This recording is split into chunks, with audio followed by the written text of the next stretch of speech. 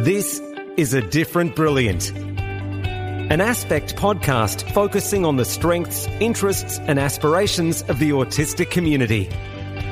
Open, authentic and engaging conversations about autism. Made for autistic people, parents and carers of children on the autism spectrum. Welcome to A Different Brilliant.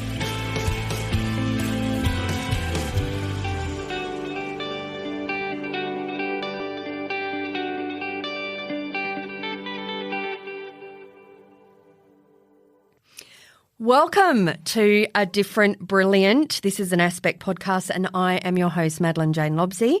And I'm joined today by a couple of very special guests and we're going to talk about the subject of siblings. I think that's probably a big subject, a common subject that people deal with, and particularly the relationship between siblings. When one member of the family is an autistic person and one or more members of the family are not.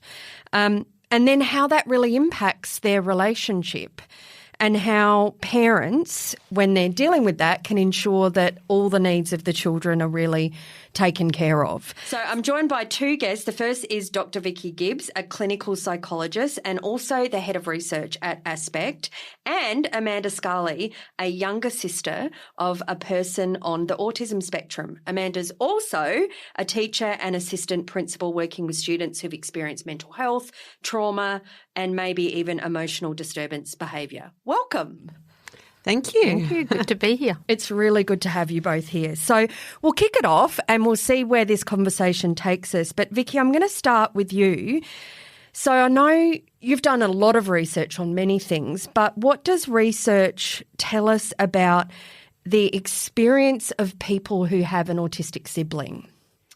Yeah, so I think first and foremost, it's complex because obviously lots of things affect a relationship between siblings, which has nothing to do with whether or not one of the siblings is on the autism spectrum, family dynamics, individual personalities. But when we kind of look at the specifics of experiences of children with an autistic sibling, there are some things there that have come out from the literature. And I guess, you know, this it's a bit of a mixed bag and they have mixed feelings. So like any sibling, they value their autistic sibling and value the relationship, and they're often close, compassionate relationships. But on the other hand, they're dealing perhaps with things like understanding challenging behaviours from their sibling, or a sibling who's having meltdowns and perhaps they don't understand the reasons behind that, and that can lead to kind of complex emotions like guilt or embarrassment around that relationship. And then that can link, sometimes they develop mental health problems that can arise from, you know, anxiety or depression that can develop from having these kind of complex relationships with their siblings. But then on a positive note, we also know that the children who have autistic siblings can really, it can catalyse, I guess, personal growth in that they are highly empathic, compassionate, perhaps more understanding of diversity. And sometimes those characteristics are leveraged by that person, you know, later on in their career, and can often steer them towards like helping professions. Yeah. That's certainly my experience in my own family, but also in my professional life, that exactly what you've said. So it's good to know that research backs that up, because I think, Amanda, sometimes you just live a life and you don't quite realise that there's a common experience amongst people. So maybe you could talk to us about what your relationship is like with your sister. I feel really fortunate that I have a really close relationship with my sister. We're really close now. We were also really close growing up. And a lot of the things that you were saying ring true in terms of my experience, mostly the positives, I would say. Because for me, growing up, my sister wasn't diagnosed at the time, and in terms of the time that we were growing up in the 80s and 90s, we didn't really have any understanding, and I think from my parents' part, they didn't really either. The understanding was just in our family that my sister was a little bit different, And I think for me, because I'm her little sister, I didn't know my sister to be any other way. She's my sister. She's awesome, and we're besties. We're two little peas in a pod, and that was what was my reality and what normal looked like to me, I guess. So yeah, we've always been close, and I can definitely relate to a lot of those aspects discussed. Yeah, I mean, there's so much in what you said already, but there is only what you know. But if you were trying to look at it from an outsider's perspective, what kinds of things were happening in your family dynamic that were normal to you? I think mostly interactions socially, and some things now that it's only on reflection, both personally and professionally in my workplace, that things seem like they might have been a little bit unusual or different for us, that was just normal for us. So essentially social interactions. So my sister's older than me, but when we would interact and play with other kids and we'd meet new people, we'd go on holidays, I would be almost the social representative and sort of barrel up to a group of kids and introduce myself confidently and say, and this is my sister, and she's a little bit shy, but she wants to play too, and then just sort of slot her into the circle and we'd go. So a lot of the time I think I fulfilled that role of, social representative, which for me was just... And largely, and that's also personalities, but I was almost her representative in a lot of ways. So that was one thing. And then I suppose a lot of things in reflection, and I know from conversations now with my sister, I know now things caused her distress. And I wouldn't have really understood that, firstly because I wasn't in her own mind to know how she felt about things, but a lot of sensory factors that were quite distressing for her, things like haircuts and particularly food, experiences around food that were hard for her. And I think growing up when we did, the culture was around you eat your dinner, you eat what you're served. This clean is how your plate up. You clean your plate up. Don't leave the table. You know, life and the machinations of life were very prescribed. It was a different time, and I think. And my parents, we grew up in a house with a lot of love and we were really well cared for and loved. But I think the way of understanding my sister was just things can be a bit difficult for her. And I think my mum was definitely empathetic, but just hard to understand what it actually was stemming from. We didn't have the understandings or language to actually describe or work out really what was going on. Yeah.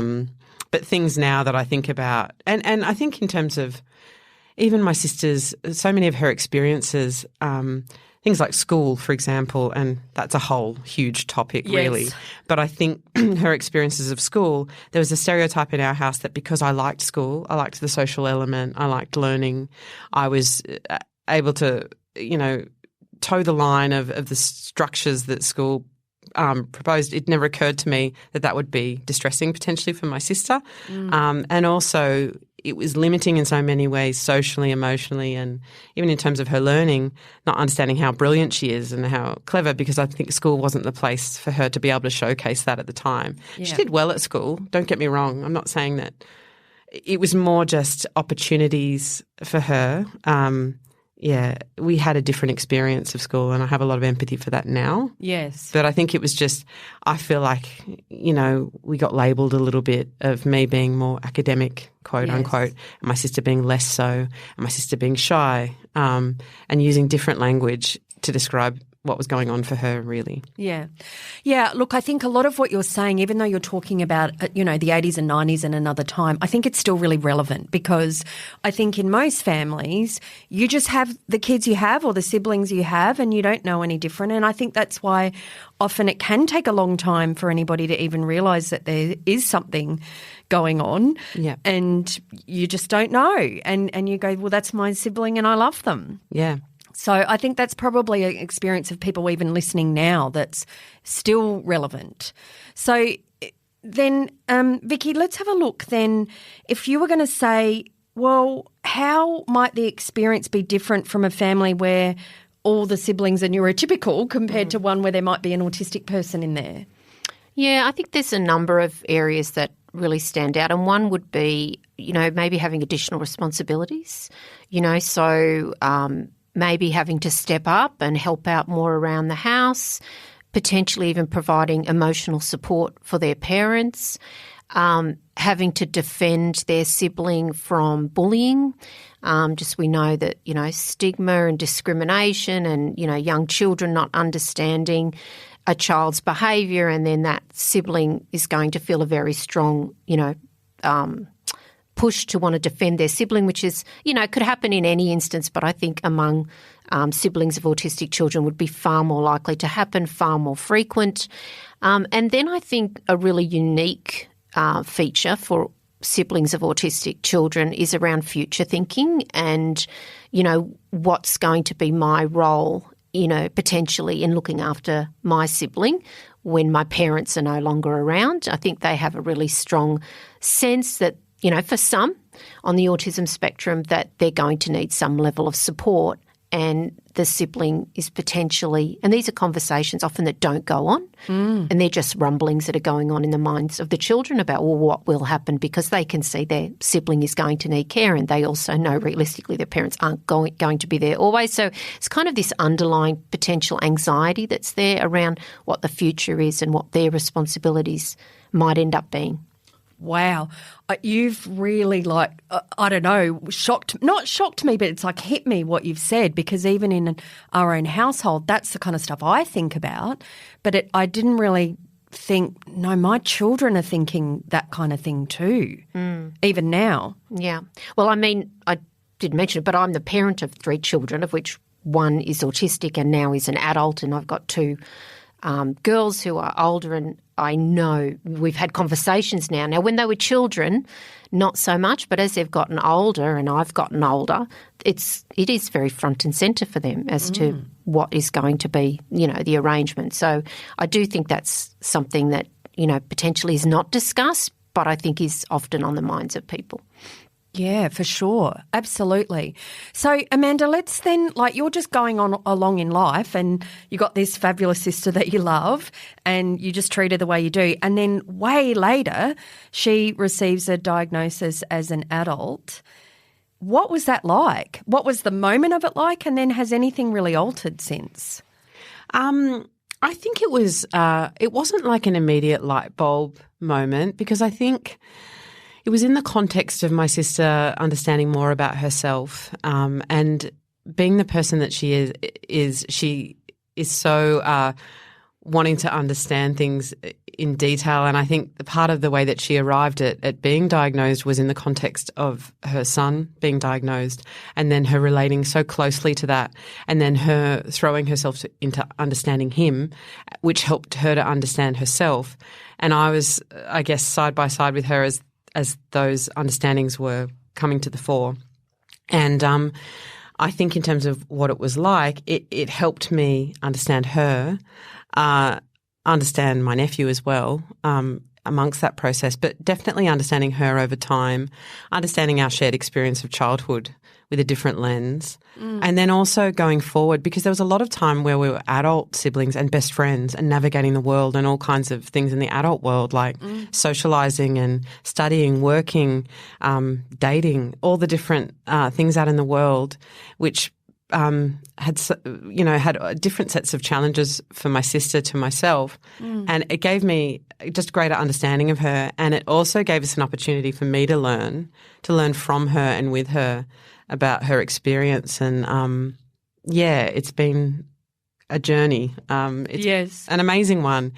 But I'm pleased for her in terms of, and for our relationship, because of what it means for us, and having a shared understanding is a way I would put it, I guess.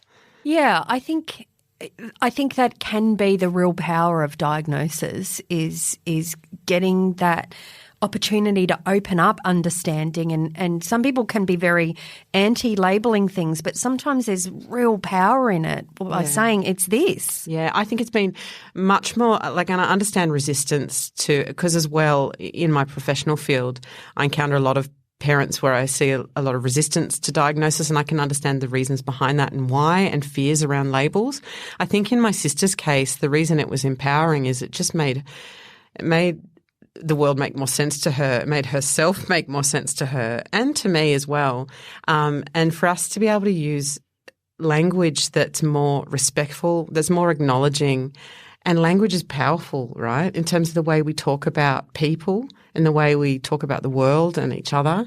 Like, for example, when we're young adults and even as kids, everything becomes about difference. The language is labeling. So even without a diagnosis, you get other unhelpful labels. You get called shy when I wouldn't actually necessarily describe her personality as shy, just reserved or anxious in different situations, but that's not the definition of being shy. Being weird or being different or being other or being awkward or other terms that aren't helpful.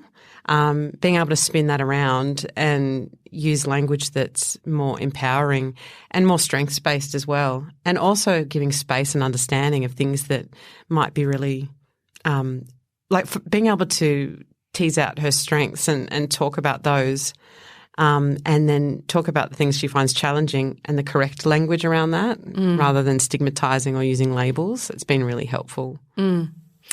Yeah, well, you can hear that in both the upbringing before you knew about the diagnosis and then even afterwards, that it's been very empowering and that you've had this strong relationship, and even that your parents, certainly from what you say, seem to have handled life pretty well with you all. And that's not always the case. And there'll be many families listening where it's not working and there are challenges. So, Vicki, what can parents do to support the sibling of the autistic person? Yeah, look, I mean, I think there's a number of things. Maybe first and foremost is making sure that time is partitioned away for that sibling, because I think a lot of time and attention, quite rightly, is going on that autistic sibling, and potentially a lot of time taken up with appointments and interventions. So making sure that there is one-on-one time with one or both parents, whether that involves, getting help from extended family so that can happen. So just being aware that that child needs some one-on-one time as well can be easier said than done, but that's important. And then I think teaching that child about autism from a young age and from a very neuro-affirming perspective, so that child has the language, to kind of think about what's going on and to understand what's going on. Can you just say a little bit about neuroaffirming, because it's words we use but not everyone knows? Yeah, so I think things have come a long way since, my child was young.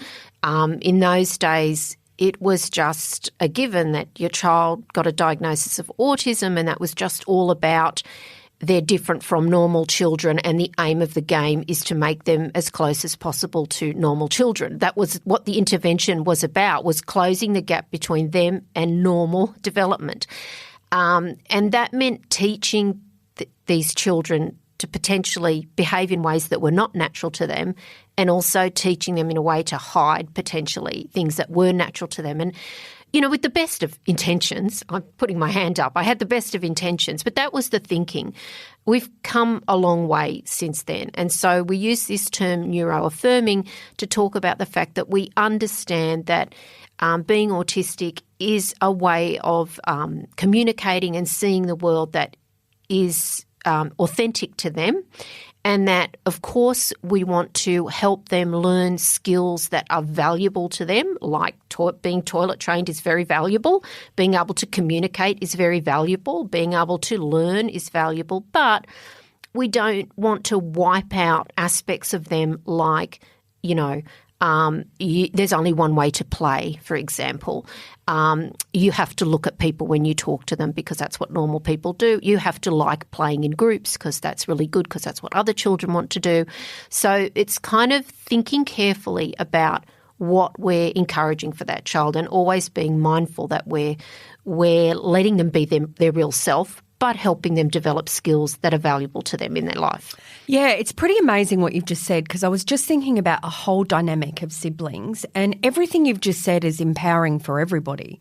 If you're saying this person's this way and they can play that way and that's what's brilliant about them, and all of those things you just said, that can only be supporting all the siblings, neurotypical or neurodivergent.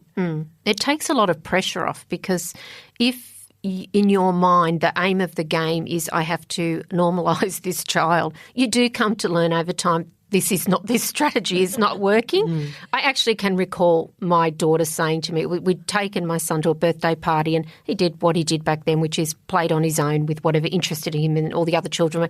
And that was devastating to me because I watched him and thought, why can't you just play with the other children? I came home very upset. My daughter's, what's the matter, Mum? Oh, he did his usual. We were there and he was just doing his own thing. And my daughter said to me, is he ever going to be normal? Now, when I think back to that moment with my head where it is at now, that conversation wouldn't have happened because I would have come home and said, oh, Harry enjoyed himself, but he was doing his own thing. It was, quite cute. He liked this, he liked that.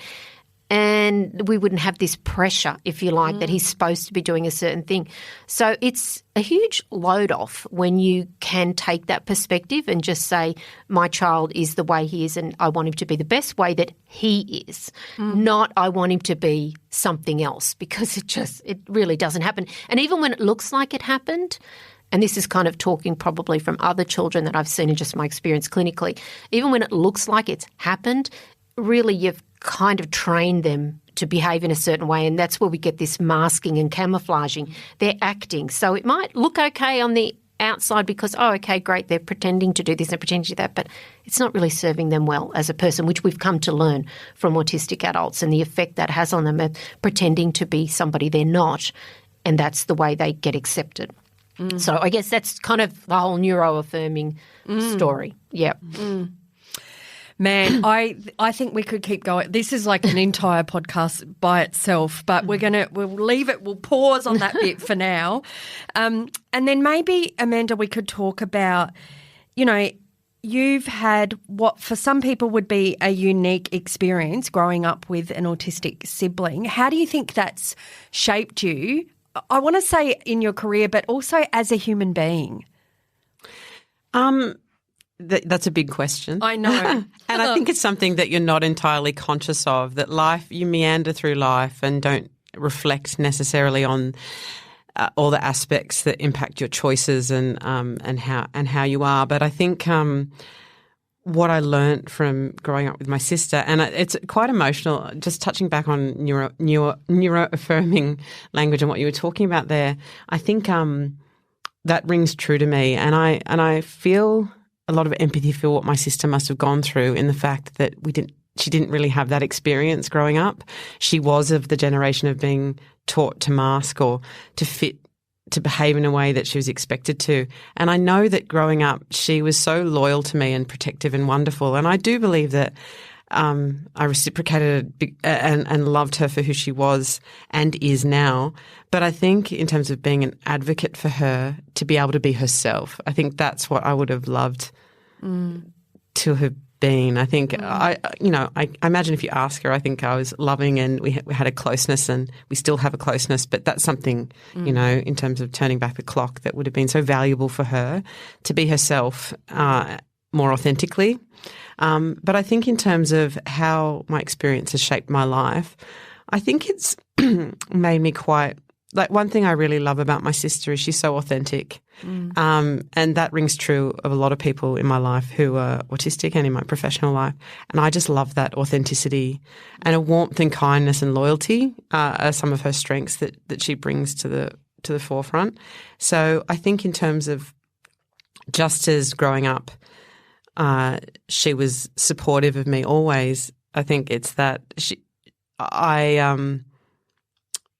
just feel that sense of loyalty and respect of her, of what she's taught me, of her strengths as a person. Well, it sounds like something's got you emotionally. So why don't you just say what that is and then the rest will come? No, I just think it's like giving a space to say how amazing my sister is, really, and that she has impacted me, whether I've consciously known that or not.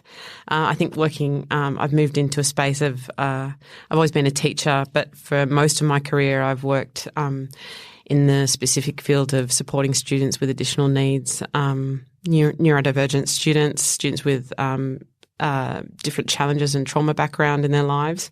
And I wonder, I think a lot of the skills that I bring to that are life-learned skills, potentially from childhood, and also just my experiences, not only with my sister but in life in general. But I think it's set me up with a platform and it's not just about what I'm doing for a job, it's how I approach life. I think she has taught me to take people for who they are, and value a broad, value people on their strengths and being open to people. I guess that's what I was trying to get to. It's being open in the definition of who you want to get to know in your life and people that you find interesting. So I think, just from that experience of knowing her and how wonderful she is, I think that's made me maybe steer towards wanting to see the brilliance in others. Yeah, and I can even, that's very clearly evident with you in everything that you've said, but I also can hear this sense of bravery, like the willingness to love people and discover people and see the best in them, even if you are potentially in a vulnerable situation. That actually has given you bravery. Thank you. I've never thought of it that way, but yeah. And I think I work in education, and something that happens in the education system is particularly when you work in the special education space as a broader area. I think as educators and as professionals, we sometimes form judgments, and that can happen and it's not an intentional process, but it's something that just happens as repeated over time and is getting better, but something that exists. And something I'm passionate about is taking both young people that we work with, but also their families, when you meet them, when you meet new families and you meet new students, taking them and meeting them for who they are, being really open in our approach and not approaching them with preconceived ideas or judgment about their context, where they're coming from. I think that openness is something that I've learned. To genuinely respect where they're coming from and trying to get to know from their perspective who they are as people and what has brought them to meet me and where to go from there.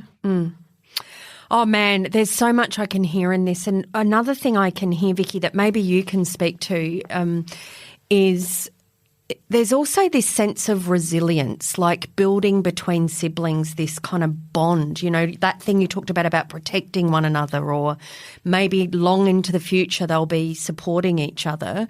And this resilience gets built with the rest of the world, because sometimes it is a little like being in a bubble and then you go to school and life in the world. So is there anything you could give parents listening that might foster that kind of resilience or give them what they need?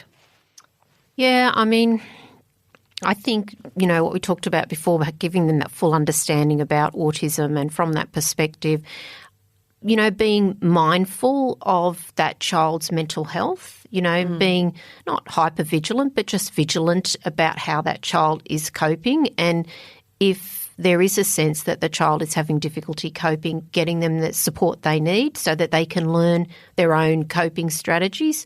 It can be very different. We know autism is a spectrum, and, some children, who have got really kind of high complex needs, it's probably the children in those families that potentially have a lot more challenges around this, and they may need, support in developing coping strategies, relaxation strategies. So getting support if they need it, and even putting their children in contact with other children in similar circumstances. So we all know that meeting other people who are in a similar circumstance to us in any context is helpful, just knowing you're not the only one. And, if a child, and because they don't know the kind of broader world, but if in their little world they're the only child they know that has a sibling that behaves in those ways and, potentially challenges in those ways, they can feel very isolated. So looking for opportunities for them to meet children from similar families and similar situations. And there are, camps that they can go to. There's a organisation called Siblings Australia. It's not unique to autism. It's any sibling with a disability, but they provide information, resources, and I guess a place online where children can go to and know that there is actually a whole population out there and just meet people in similar circumstances. So, sometimes that can be helpful too. Yeah, there are lots of organisations like that families can contact from all over Australia, and some of them are like peer support as well, where they get another older person that's, maybe like imagine if you had an Amanda that came with a younger person that could give them that kind of support and advice. There's that for sure. So families should definitely reach out and even I would say Google young carers and you would find a whole bunch of support services. Is there anything else that you would say, I guess as advice or tips that would make a difference? Look, I think they're the main ones. It's about making time for them, giving them a break when they need it, leveraging off family if you need to, speaking openly and in a kind of not, when I say neuroaffirming, also realistic. Like there is that you can go a little too far and be perhaps dismissive, and trying to kind of smooth it over. It's not that bad. So really being open to hearing how that child perceives that and how that child perceives that is their reality. So, giving them the space to talk and accepting their version of what that's like. Yeah, I think that's very really powerful. Important. That's, it's got to be okay for them to go, I hate this and I hate this moment. Yeah. And parents kind of have to be able to sit with that because that's very confronting because, obviously the parent is dealing with their own stuff and then this kind of adds another layer and perhaps it's like it's another layer, but it is really important to be able to let that child have that space and to be able to say that and feel that they can say it because if they get a sense that me saying that is giving my mum extra stress, then they absolutely will start to keep that to themselves.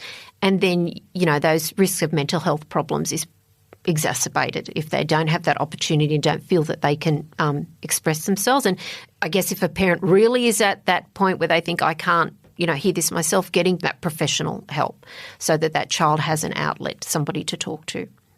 Yeah, very important. And more, there are so many opportunities and organisations, including everything that's available at Aspect, that people can access if they need it. So, Amanda, you've talked a lot about how much you love your sister and all the great stuff about your sister, and clearly all of that's true. But look, I'm just going to be really straight. I think there would have also been real challenges and limitations. So can you say anything about what that was like?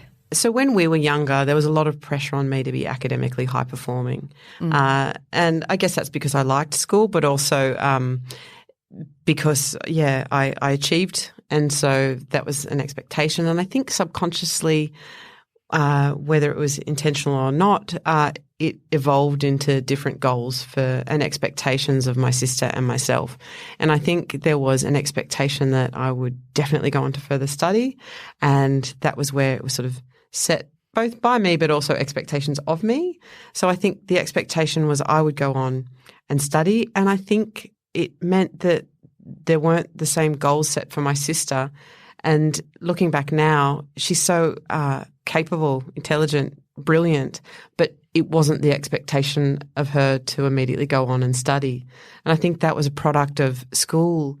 I think by the time that she got to the option of studying beyond school had been so distressing or unpleasant that continuing further study wasn't really thought of as an option, not because of studying, because of the environment of school and the nature of school and it being quite traumatizing.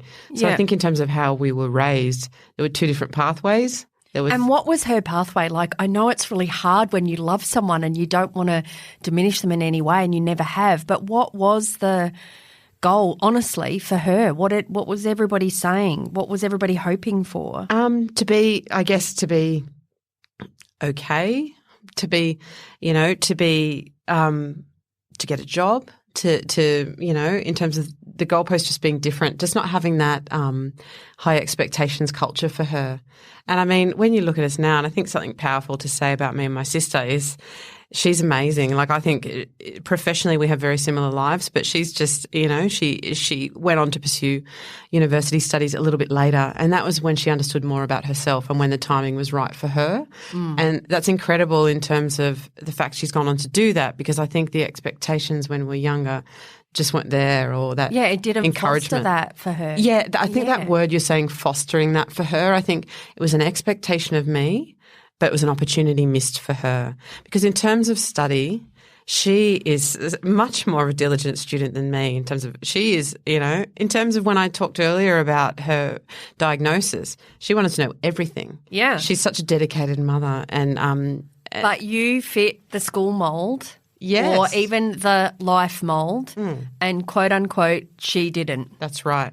And I like to think that I'm okay studiously, and I've pursued a career in education, but she's amazing. And I think, and it would not surprise me in terms of her goals shifting and changing over time, that she will definitely already has pursued more academia than me, but I think she will continue that journey into the future. And that's a real testament to, and I think that's an important message for people to understand, set high goals. Don't discount a person. Man, that's the T-shirt for this episode is you don't have to create a future that you survive. You can actually create a future that is everything you want it to be and more. Yeah, absolutely. And I think even in our parallel lives, and I mean, this is getting a bit personal, but I went through some things in my young adulthood and my sister really, in terms of our relationship, was such a source of strength for me. And I think that's a sense of her, when we talked about strengths, not only for study strength and the ability for her to focus and advance herself and do amazing things, I think she became, and her resilience and her dedication to me were really valuable, to the point where when I had my son, I suffered from postnatal depression, and it resulted in me not being able to attend her wedding. I was hospitalised. I was a very unwell person at the time, and she was a steady rock of support and consistency for me, which if anybody had predicted how things would be for us, they would be presuming that I would be the supportive person or I would be the consistent person.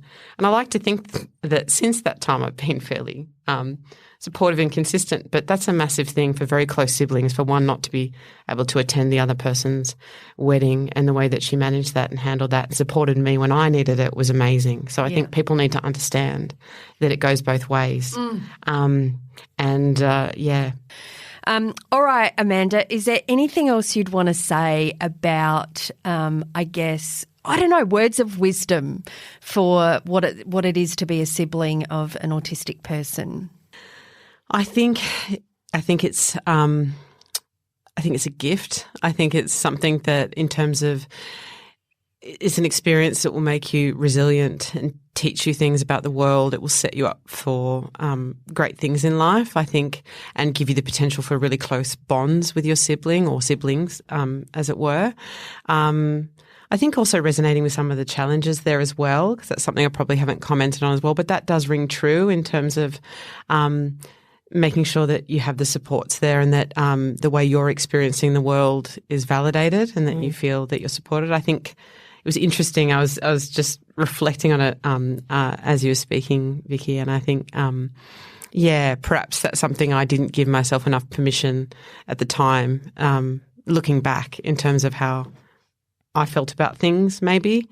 I think I put a lot of pressure on myself to be, and some of it's personality, once again, you don't know, but I was always very perfectionistic in our childhood, and I wonder how much of that was me wanting not to be any trouble, to be difficult, and in a context now of thinking of advice, if there's help there and services for supports to normalise your experience as a sibling, and have that space to be able to say, I love my family, I love my sibling dearly, but it can be hard sometimes. It's wonderful and amazing, but in the moment it can be challenging as well, and I think that's a really important message as well.